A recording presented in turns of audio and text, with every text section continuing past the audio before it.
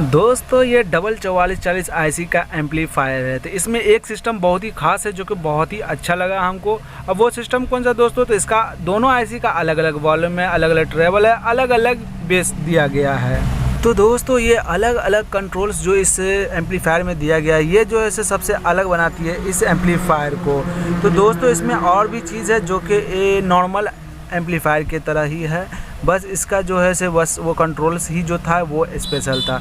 तो दोस्तों इसी तरह का वीडियो इलेक्ट्रॉनिक्स से रिलेटिव देखने के लिए हमारे चैनल को सब्सक्राइब जरूर करें। तो फिर मिलते हैं हम किसी